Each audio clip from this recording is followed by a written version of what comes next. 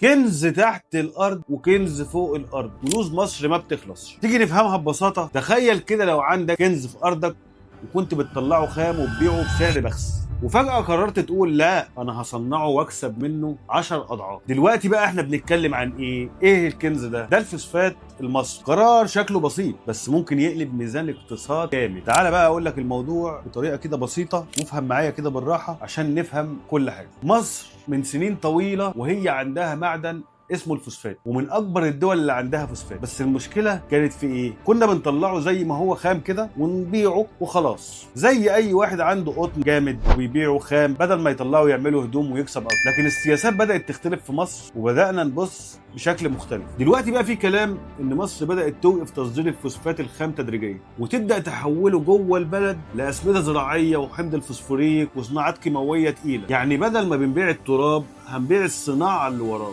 الموضوع مش هزار، في خطه ان مصر تبقى مش بس مصدر خام لكن مركز تصنيع وتصدير الاسمده في المنطقه كلها. هتقولي ده معناه ايه؟ هقول لك ده معناه ان في مصانع جديده وان في استثمارات داخله، فرص شغل بالملايين. بس في نفس الوقت في سؤال بيخبط في دماغ اي حد وفي دماغنا كمان زيه. طب واحنا مستعدين للتصنيع ده ولا ايه؟ بص بقى صح، الموضوع في كسبان وفي خسران. الكسبان هي الدوله، دخل اعلى بدل مبيع خام، المستثمرين في الصناعه، الشباب فرص وشغل. الخسران بقى مين؟ اللي كان بيستورد الماده دي بسعر بخس، بعض الاسواق اللي كانت بتاخد الماده جاهزه بسعر قليل. يعني احنا بنغير قواعد اللعبه وده دايما بيعمل زلزال كبير في السوق. من الاخر كده مصر مش بتبيع فوسفات بس، مصر بتحاول تبيع قيمه اعلى بدل ماده خام. السؤال مش هنبيع ايه، السؤال هنكسب قد ايه من اللي بنبيعه. السؤال بقى ليك انت شايف ان القرار ده صح لمصر ولا في مخاطره كبيره؟ وهل فعلا تقدر تبقى قوة صناعية في الفوسفات ولا لسه بدري؟ قول لي رأيك في التعليقات، ولو ما تعرفنيش فعل القناة عشان يوصلك كل جديد. والله المستعان،